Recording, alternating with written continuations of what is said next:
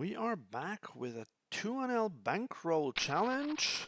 Let's go. Today my focus will be on really trying to drill down the points on how to actually beat these lowest stakes that are possible, because as I've said before, my approach wasn't the best in the early days, but we already have a hand here. I would normally fold this, but because he makes it fairly small, I am going to call, and we're flopping middle pair and a flush draw. I am backdoor flush draw. I'm going to just check here.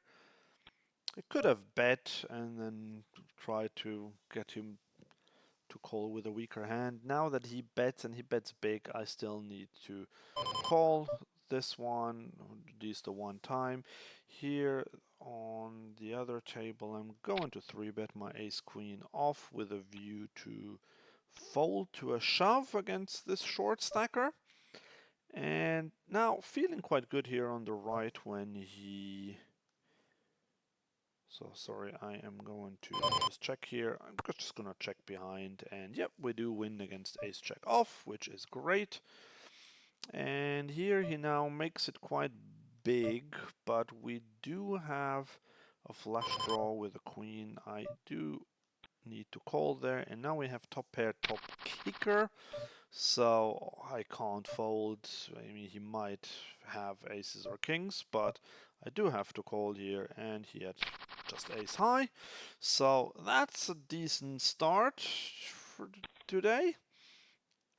But yeah, I was saying that in the early days when I started this challenge, I think I wasn't calibrated optimally for the 2NL games, because I would just play slightly too loose, and as a live player I know that I shouldn't do that, but I didn't realize quite how bad the rake kicks in at these stakes, and that's why I might have lost a bit more than I should have, just because I had to pay so much rake.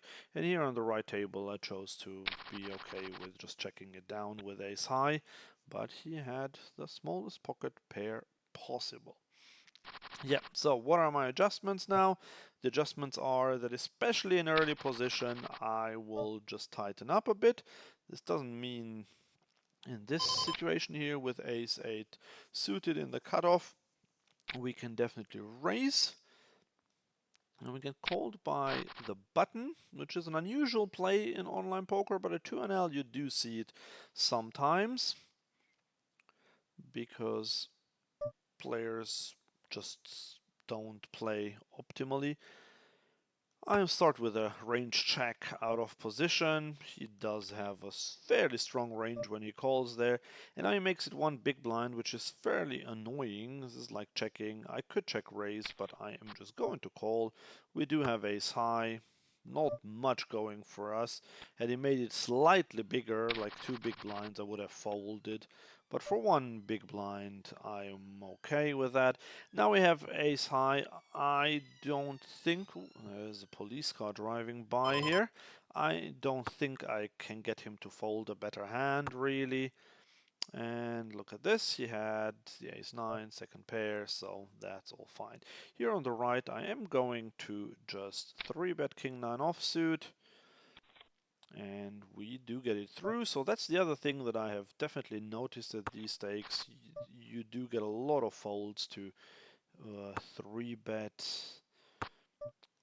And now we are going to bet big and then overbet the river again if we don't improve, which we don't do, but now I've started this, so I am going to try to bluff this guy who probably doesn't have a big hand, and yep, that's the case. So that's the other thing, is just like such a nitty player pool that it just works to barrel a lot, to overbet a lot, to 3-bet a lot. This is the bread and butter of these stakes. Pocket 4s is an open. Exploitatively, I'll just size down to 2 big blinds, and I am going to just go for a small c-bet, trying to get hands like Queen Jack to fold. Now that he called, I am going to check. He can still have some diamonds. This snap check on the river shows me that he probably either has something not great or nothing, but I think we have some showdown value exactly against King Queen. That's perfect. So in this case, I just didn't need to bet the river. Okay, pocket tens is a tricky one. I am going to squeeze just because we have a cold caller there. So I could just call. It's a hand that plays okay multi-way, but I do prefer to bet it. Now, unfortunately, we are getting cold. So in GTO, this would be a pretty much mandatory c-bet, but I do like to start with a range check out of position, even in 3-bet pots. And the second ace makes me feel pretty good that he doesn't have an ace. I mean, of course, we can't rule it out. And now there is no point to start betting. Yes, 9s, 8s, 7s, 5s maybe could call there. But I think I'm okay with just check calling, giving him a little bit of rope, although on the river I will have to see what I will do there. And now definitely going to check again. And if he bets again, which he doesn't do, I was going to say if he bets again, that wouldn't be a good sign. But that's a thing, like he just didn't do that. And therefore I am okay with that. Right here, this guy is quite the nit. I am still gonna call with my gut shot. And now we have second pair here on the right, going for the 3-bet. And he now, unfortunately, double barrels. When he double barrels like this, I think someone with 9.5 VP PFR means he probably has it. And yes, I do have a gut shot and second pair, but that's still not great. Here on the right, we can definitely start with a range bet, especially with my top pair second kicker. That is pretty good. In the meantime, tagging this player as a non-crusher. So the purple tag means that I think someone is not the very best player. Ace-8 off, we can definitely raise. Jack-9 off is borderline, but because we have position, I think it's fine. Here on the left, I am going to start with a range check. We are getting 3-bet here, folding, and yep, this is what I thought. He does bet. I think we can go for a check raise because he can have a weaker 8, he can call there with a 6, pocket 5s, 4s. Unfortunately, he doesn't seem to have any of those.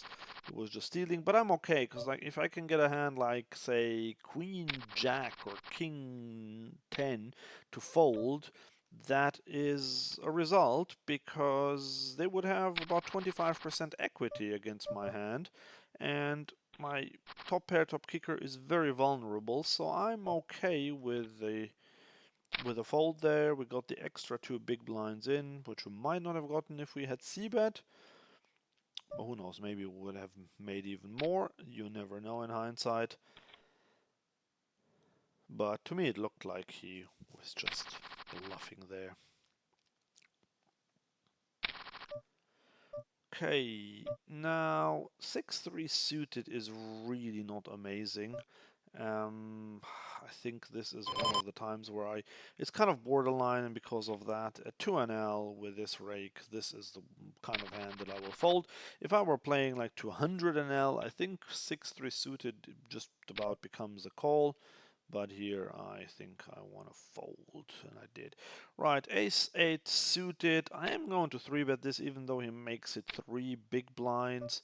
We're getting the cold call and another call. I mean, this is not great. I do not want to c-bet this as player out of position against 2 players.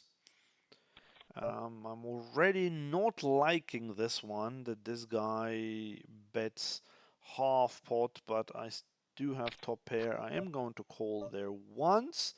Now, let's see what he does. He checks behind, which is quite good.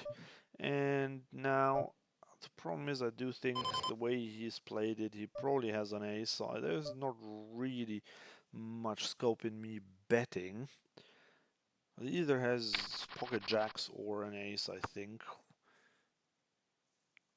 Or he completely bluffed. So I don't think I actually have a lot of showdown value. Yeah, unfortunately, that's what he even had. He had a flush? What? He had a flush and he didn't bet it. What is going on here, guys? He had a flush. Okay, yeah, I mean, of course, there is a... I just don't get this. Yes, there are two kings there. The board is paired, but I checked the flop, checked the turn, checked the river, and then he didn't go for value with the nut flush.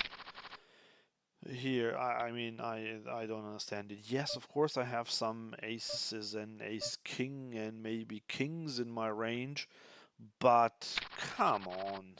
You do have to go for a value bet on the river. Not that I would call it, because that's why I said I just don't see him have any bluffs there. So I should probably have folded the flop, actually thinking about it. Okay, here on the right we have top pair. I'm going to go for a bet now. If he has the ace of hearts or king of hearts, we might get a bet out of him. Well, if he had the ace of hearts, that's not a good... That's definitely not a good river card for us. We are going to check and see what he does. And he checks behind, and we win. What do we win against? He had a 9 and he had a 7. Okay, the open-ender. So, I mean, yeah, if the river is a blank, maybe I can get another street out of him, but probably not really. Okay, so here we get min clicked by this small blind, definitely calling there, flopping second pair. So I said I would be quite tight from early position. 5-6 suited is my one exception hand that I will play even from early position just to mix it up, to have one hand that's a bit different to my normal range. Okay, so definitely gonna call, and the King of Hearts is not a great one, but here on the right we can, on the left, sorry, we can see bet. I do not love this one. It's half pot though. I am going to call again, and we do make trips on this river. So let's see what he does. He checks. When he checks, I feel pretty good. And I think if he has a hand like ace-king or aces, we can get a lot of value out of him. So I'm going to overbet this one, even though there is a flush out there. And we do get snapped up. I could have made it even bigger, I think. I'm going to check in a second what he had. Yeah, here, just want to tag this guy as a non-crusher. And just going to check it down and lose. Right, he had king 10. Okay, so he was actually behind on the flop. Also, he 3-bet, he min-clicked with king 10. 3-bet king 10 off to 3 big blinds. Here we can go for the raise.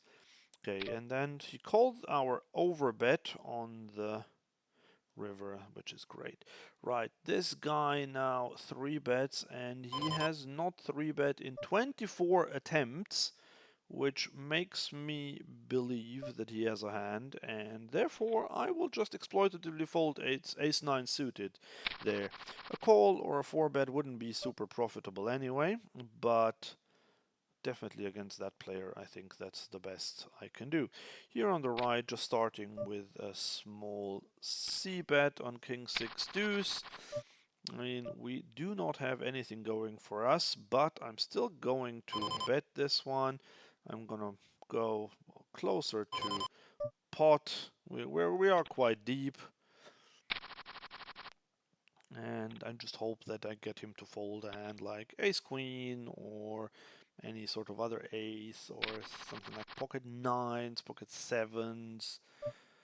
But we get check raise, so obviously this is a fold now. We tried, didn't work out. This was one where we didn't have any backdoor equity really, so maybe I shouldn't have tried. But I think double barreling works just so well in this pool that I don't think it was a mistake what I did there. But obviously, once we get check raised on the turn, I would have considered folding even ace king there, because that line is just so strong. Okay, here we have a perfect opportunity to squeeze with our ace king. So if we had gotten 4-bet here with the ace king, that would have been a tough spot to be in.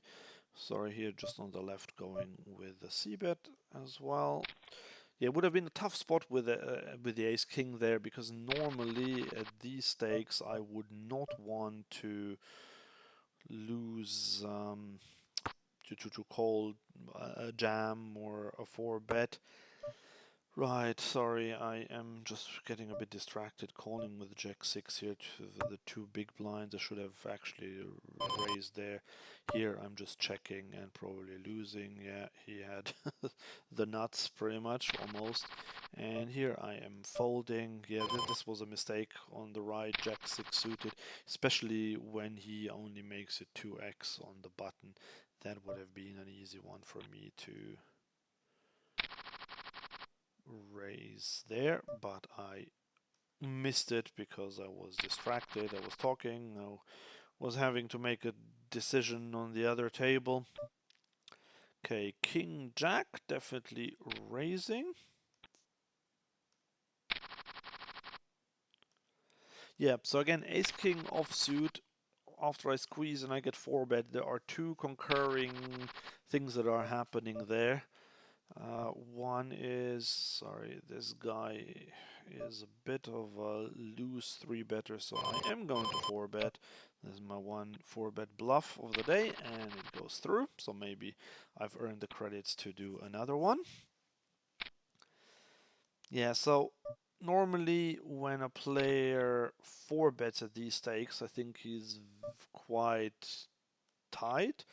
So ace king becomes very marginal at best. But then on the other hand, if we squeeze and they 4-bet, they might interpret our squeeze as just being weak, which is not quite like it would be at higher stakes. I think at 2NL, a lot of players, especially in the Zoom variant, will still play just their game. But yeah, I would have had a difficult decision to make there, so I'm glad I don't have to make it. But at some point I will just end up having to make such a decision. But all good so far. We are happy with most decisions so far. Like a couple of mistakes, I think, but nothing dramatic for sure.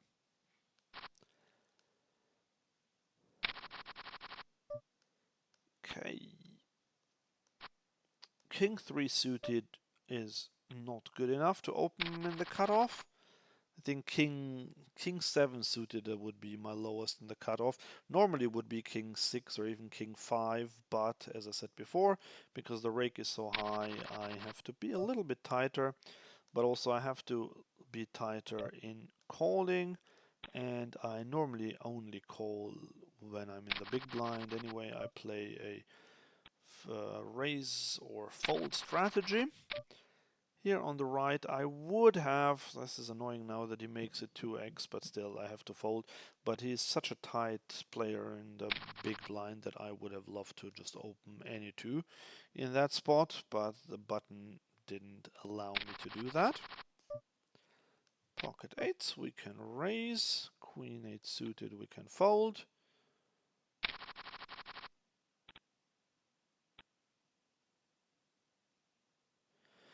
And we get called. This is an easy c-bet. Happy to get either calls or folds from hands like king 10, ace 5, whatever. So this is one of those cases where we don't necessarily bet for value or as a bluff. Definitely not as a bluff. We can't get any better hand to fold. But for value, there is not much that calls us, although sometimes an ace high will call. Sometimes we might even get check raised as a bluff. But that's all fine. The main reason for betting pocket eights on queen 6-6, when you're in position especially, is to fold out some overcards that have a lot of equity against you. So in this case would be 25% roughly. Ace 9 offsuit, definitely going to fold here against someone who has a 3-bet percentage of 4%. I do not want to get involved with this guy when he likes to put money into the pot, because normally he does not seem to want to put money into the pot. Okay, ace 3 definitely opening, queen 10 definitely folding. Playing in 1917 so far. Gonna check what my 3-bet percentage is, just as a guideline, 12%, that's okay. On 686 I will not get a lot of credit if I c-bet. I am just going to check this one, and he checks again. Now I am going to start putting some money into the pot, because when he checks twice I do think that he doesn't have any strong hands, and this is indeed the case. Players don't protect their checking range enough. So if he had called there, I would have expected him to have some sort of a marginal hand or a draw, and so I would have gone for a big river bet, probably an over bet, if he had called. And then, I mean, depending a bit on the river card, but I'm quite confident that that would have worked, and we didn't even need to because it already worked anyway. Pocket eights, I am just going to 3-bet because I think I have an edge and I have position, but it is not super lucrative. I definitely don't want to call there, but you could fold, and actually this guy only has 43 big blinds. I started the hand with 45, but we're getting cold there, and this flop is just awful for my hand. I think I will just have to give up. Yes, we could pretend that we have a good hand, and yeah, this is just getting worse and worse. I just hope that the river will be a 10, but this is not good, and yeah, now that he bets, so I think when he cold calls a 3-bet there, he can have jacks, queens, tens. So I mean, I'm not considering calling. Don't worry, I'm only delaying this because I was talking. I would obviously not call there. What for? Hoping to river a chop. So yeah, these are not the best spots. Right, we have ace king. This is interesting because this guy makes it 3.5x, but we get him to fold, and here we are getting 3-bet by the button. This is a player who is capable of bluffing, and that's why I am going to go with a 4-bet. You might say pocket fours is not an ideal hand for a 4-bet. That is true, but it benefits from protection, and well, it definitely benefits from this. Sorry, that's what we do. Just start small, and we go snap fold. Unfortunately, yeah, that's not what I would have hoped after flopping a set. But when we 4-bet, I think I usually do want to start with a range bet there. So that's why I went for the bet. But yeah, pocket four is nice as a 4-bet. Yes, we don't block an ace or a king, but if he has a hand like ace jack offsuit especially, he will probably fold that one. And if he has some other hands, like for example pocket eights or nines or so, if the flop comes ace king deuce, then he will probably fold to my continuation bet. So that's why I don't mind 4-betting, not always, but sometimes when the situation is right, I will 4-bet pocket pairs. Now normally fours are not quite there, because like if I have pocket eights, then there is a chance that he calls with sevens or sixes, whereas if I have fours, well, there's still a chance that he calls with sevens or sixes, but then he's ahead. Here, a6 off, I am going to call. Could have considered raising. This is a bet that's just a range bet there, lazy one. I do not want to fold for sure. If he barrels again, which he does, but he barrels quite small, so I am just going to call again now. And now I just want to take it away, but the question is, I mean, will he fold a hand? Actually, I think I didn't think this one through. I don't think he will really fold because the flush didn't come in. So I'm just gonna check, and yeah, he had pocket sevens. So yeah, here he owned me, but I still think the flop call was right. I just didn't really think it through. I should have raised on the turn. This would have been what I should have done. I was just talking, so I wasted that call there because on the river I chickened out because I thought that if he has some showdown value and the flush missed, there's a good chance that he calls there. And that's why I gave up. I don't know if he would have really folded, but I still think it was okay to give up. But the mistake that I made was on the turn of calling rather than raising his tiny bet, because that bet just really screamed of him having a hand like what he had. A second pair or so.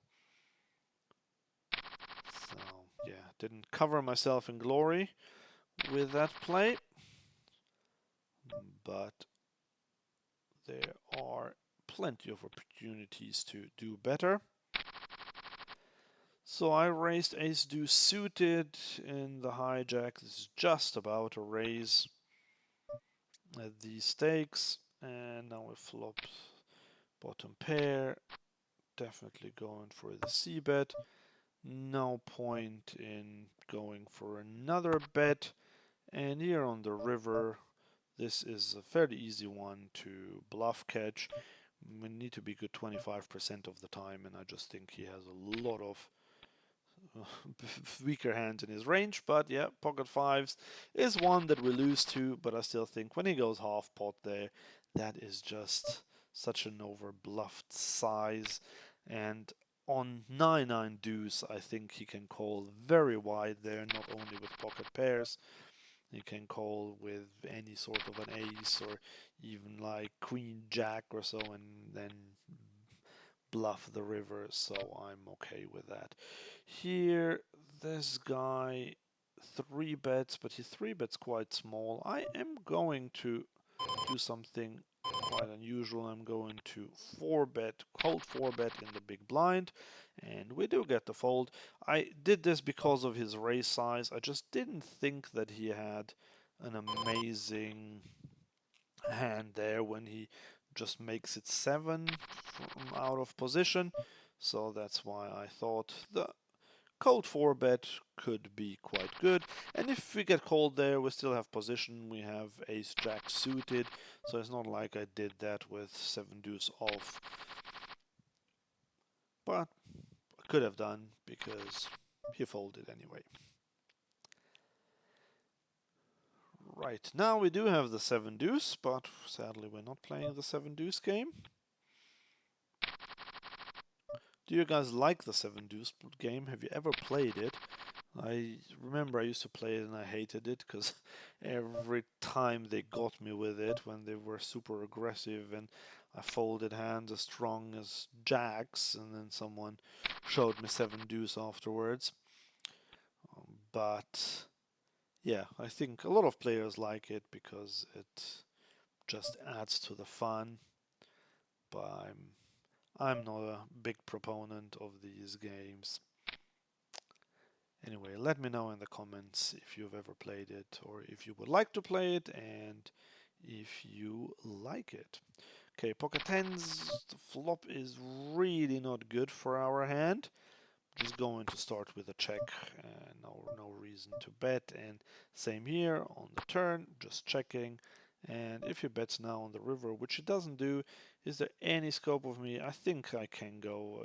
We would have heard from a queen. It's possible that he has a queen, but I went for value there. And the least you can do in this spot is you increase your red line by betting. So that's what I did. I mean, didn't get any extra value, but at least we improved our red line. Ace 10 off is quite marginal to open at these stakes. And now we're getting 3-bet, but someone who hasn't 3-bet yet against us. So definitely going to fold.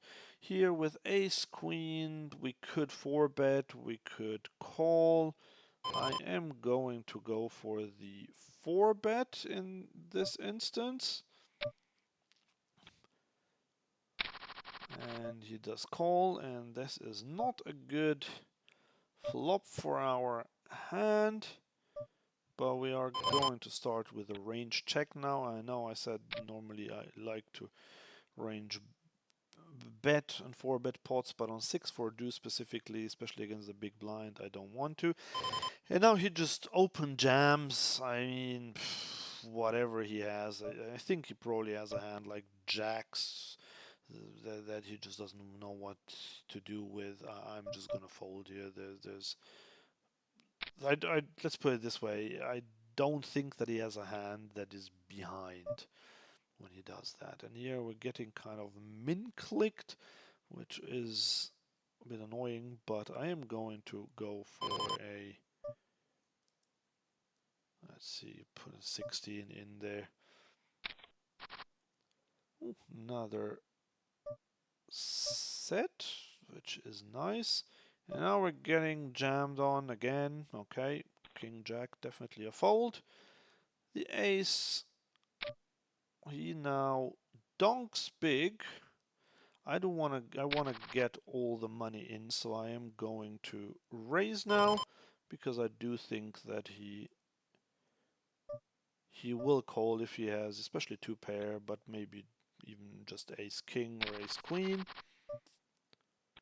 He is quite tight, I know that, but I still think it's the right play to when we have a set blind versus blind.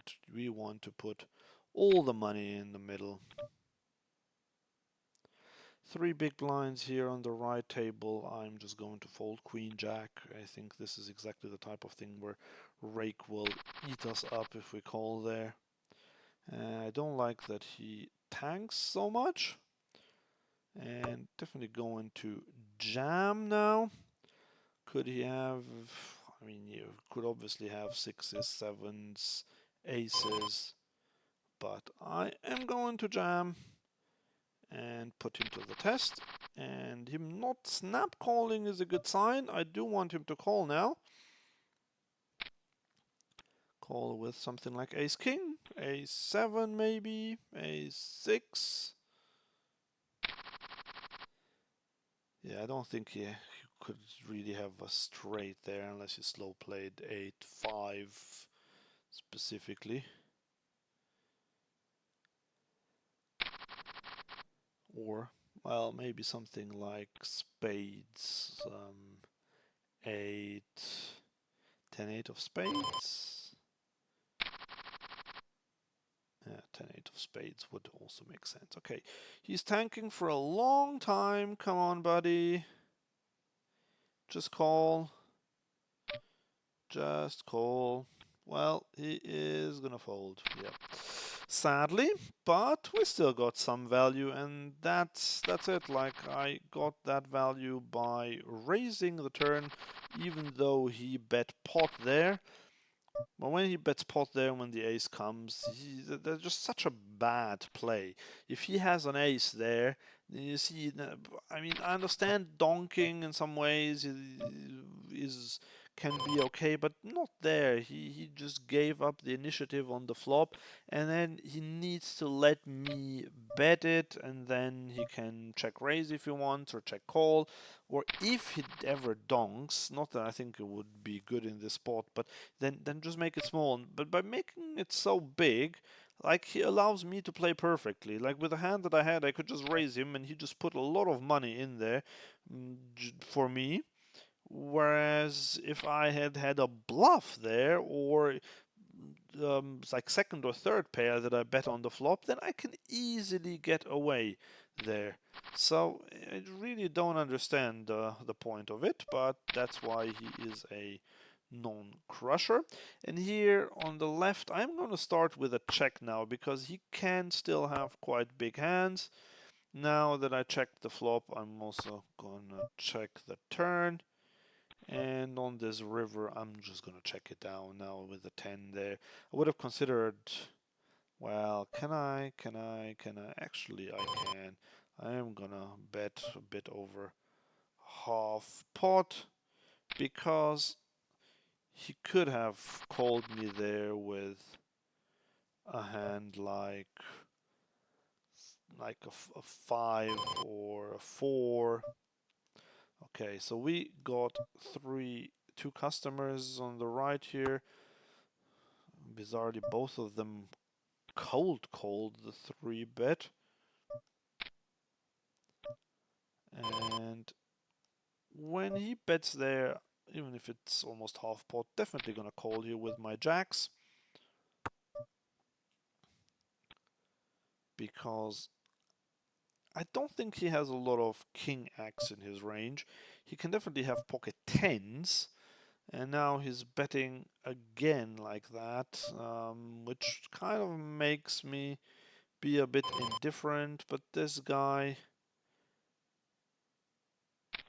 I am gonna call once again. Although it's because I was actually indifferent, I should probably have just folded there.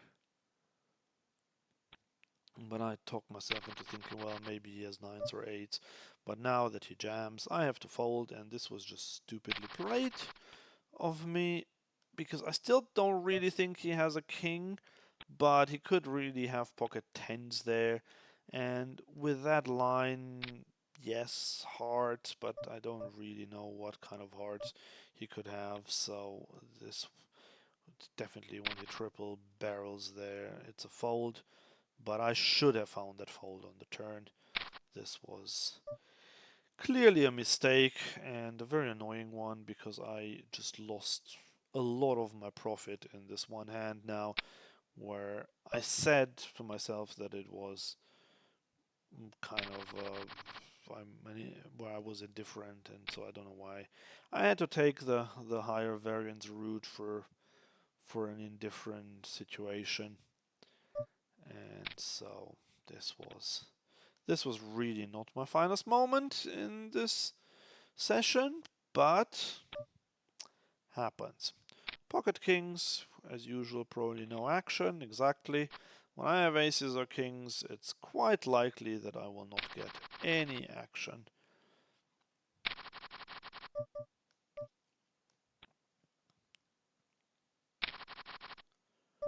Pocket tens under the gun.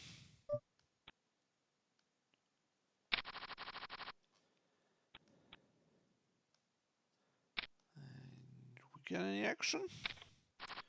We do. I am going to go for a small c-bet, kind of betting range against this tight player. Just again, if we get queen jack to fold, that's a result. If we get pocket 7s to call, that's a result. Okay, here we are getting 3-bet, but again, rather small 3-bet. So pocket sevens are a call against the fairly small 3-bet. He now bets third pot out of position. I am going to just call this time, turning the open-ender. He bets third pot again. Definitely gonna call again. And now he bets 12. The thing is, the bet's small but 3 times, but still, this is we don't even have to be good 25% of the time. He could be doing this with an ace. I do want to call in this case, and yep, that's exactly it. He did it with an ace. The small bet size kind of gave it away. Yes, he could have had like aces or kings there and still bet small because he's afraid that I might have a 6 or an 8. But we still have to call there in this situation. Okay, now I am going to go for the overbet, even though we have absolutely nothing.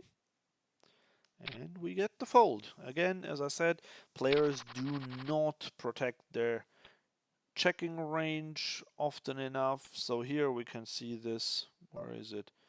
Here we can see this very well. That on this board where there is a flush draw, I just don't think that enough players will... Oh, sorry, here it was a 3-bet. Yeah, so then we're going with a small c-bet. Got this cold caller. And we got folds. That's okay. Yep, so I don't think that many players would check back a king on king 9-3 with 2 diamonds, unless they have the king of diamonds with another diamond. But because all these other kings would not do it, I'm okay with if I get called by that small part of the range. Obviously that's never folding, but everything else will probably fold to an overbet, or if not here, then to a sizable overbet on the river. Okay, so this is the guy who we played the pot before against. Going to c-bet now, so he was the one where I made the mistake of calling him on the turn with my jacks on the king high board.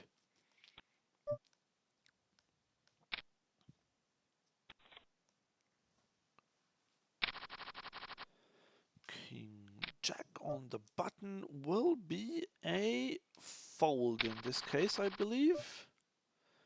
Yeah, this guy is quite tight. So no need to force it with a hand like King Jack offsuit. King Jack suited is different, but I don't want to call there for sure.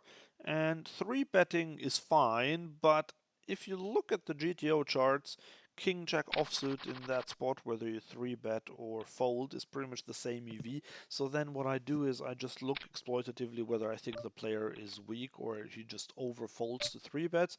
And this was not the case with this guy now.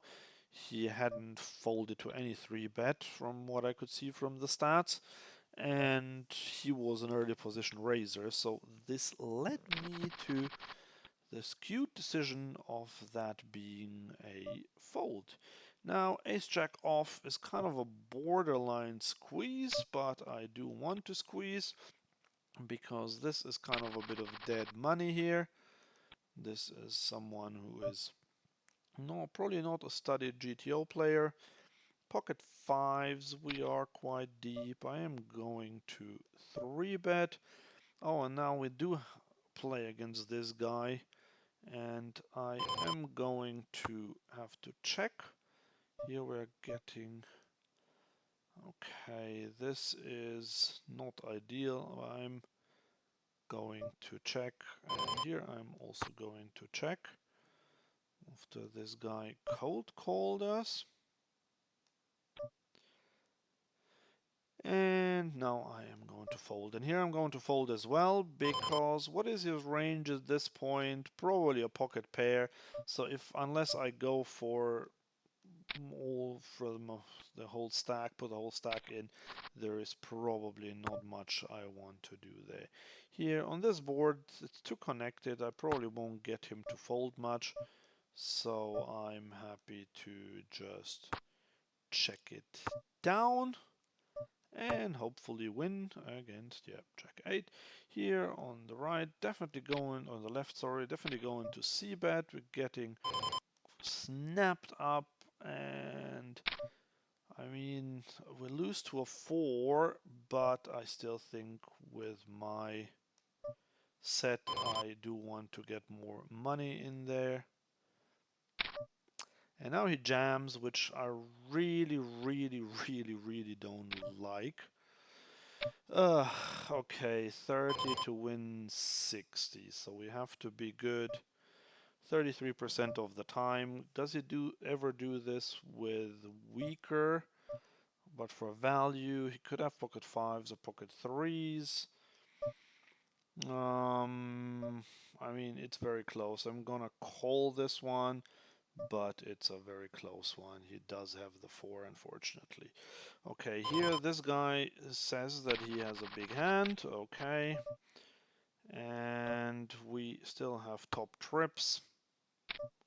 And he now shoved, but are we really gonna give away all our profit now within 1 minute here? But that's not how I calculated.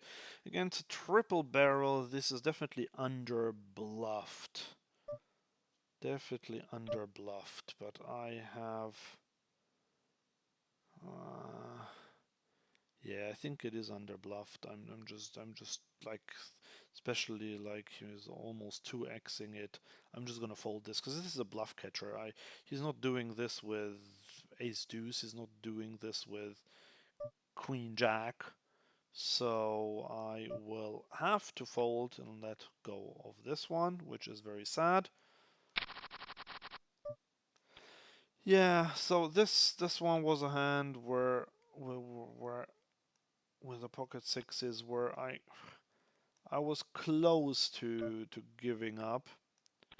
Not to giving up, but to folding there. But I still thought that, yeah, because both flushes missed, and in theory he could have had a weaker set. He could have just had like any sort of nonsense there.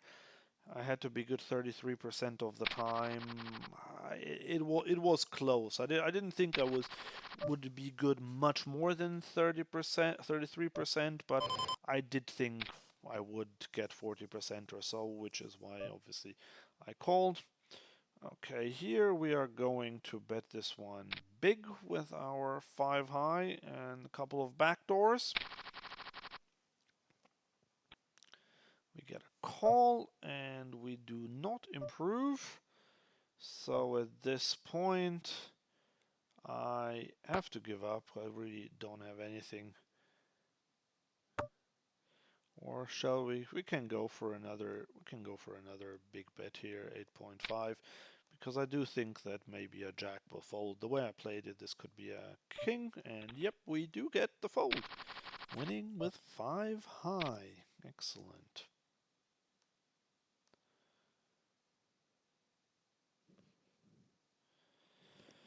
Opening king queen offsuit, and now we got pocket kings. Let's see if we can finally win something.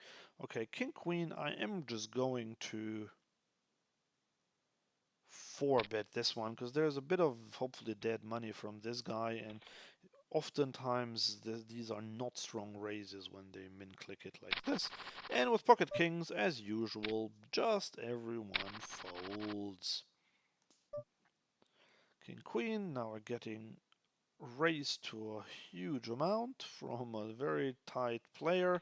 Definitely going to fold, and we got king queen again, this time on the left. Let's see. This will be a 3-bet if he raises, which he doesn't do, so we can just open raise, and this time no action.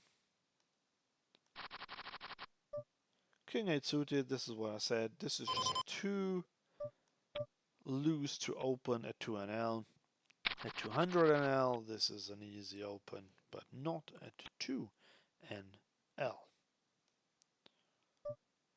5-3 off, not going to defend. He's a short stacker, we have position, but the hand is just so bad. Okay, this guy doesn't like to fold to 3-bet, so just calling with my ace-5 suited, and look at this, we got a combo draw there. And now we can just go for the overbet, and we get it through.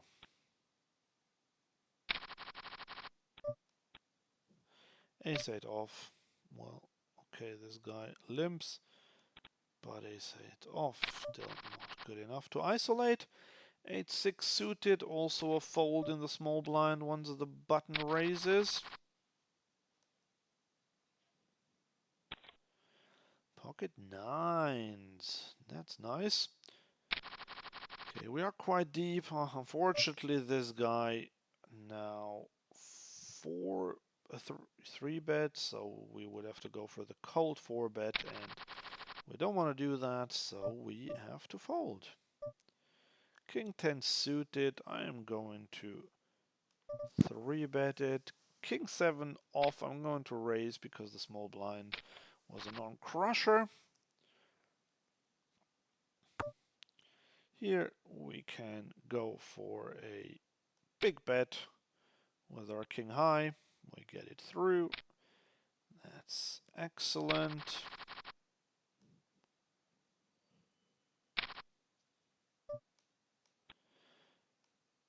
So, last 5 minutes or so, and then we'll look at the results.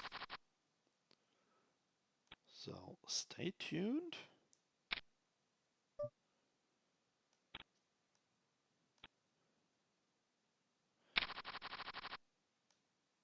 Pocket 3s on the button.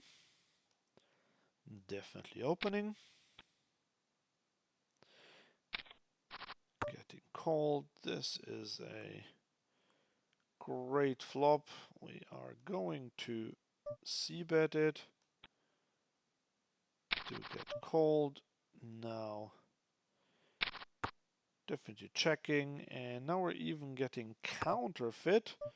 So now is the time to go for a bet and hope that he had a pocket pair as well that he folds, and hopefully, yeah, this is it. So that's great. We got him either off a chop or maybe, I mean, yeah, he would have, we got him off a chop because he wouldn't have, like, you wouldn't have had anything that would have folded there, so it was not really a bluff. Like, if he has an ace, he calls you. If he has a queen, he obviously won't fold. If he has a jack, he won't fold.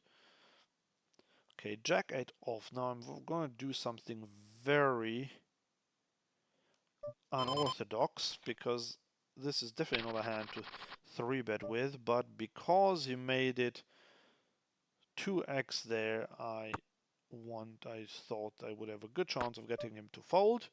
Okay, my plan was to check raise or to now barrel the turn, but now that we've actually made second pair, I am changing my strategy, and now we even have 2 pair, but the board is quite scary, so now I'm just hoping to get him to call with maybe a queen or a jack or something else. Whatever he had, he did call, and we win.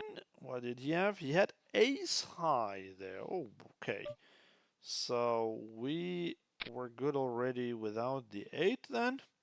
I did not expect him to call with ace high, but especially not with such a bad kicker. Like, if he has ace king, well, I guess he can't have much else than... Okay, here going to 3-bet my king 10 off.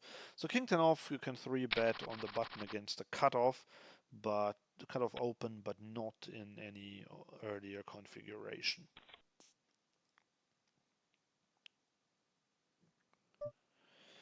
King queen off, we are going to call, and we flop a gut shot.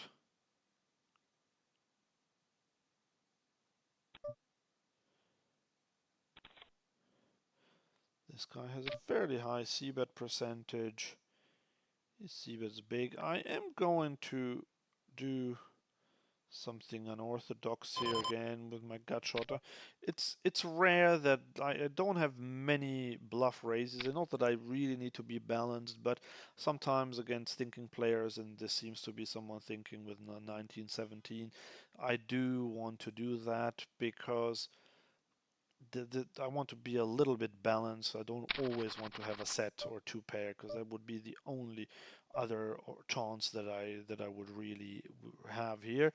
And now that he calls there, he's basically telling me that he has an ace.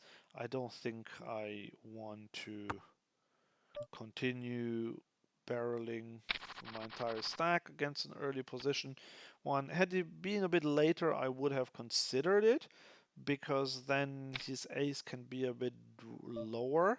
But the trouble is, once the he raises from early position, he has a lot of ace king, ace queen, ace jack, and they're harder to fold out by the river. And here now I have to fold. I tried it and it didn't work. I have to fold. I'm not going to call there with a gut shot for a big bet, and I'm out of position. Okay, let's make this the last orbit, because, as I said, I want to look at the results.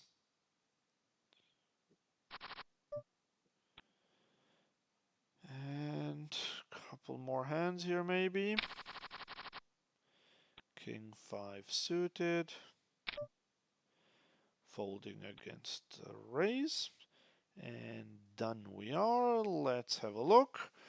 Right, so we did do okay. We actually went down, like after we went up over 100 big blinds, we went down to about 5, and now we're back up to 55. Red line, not very happy with. I need to reconsider that and see what went wrong, or if it's just like variance.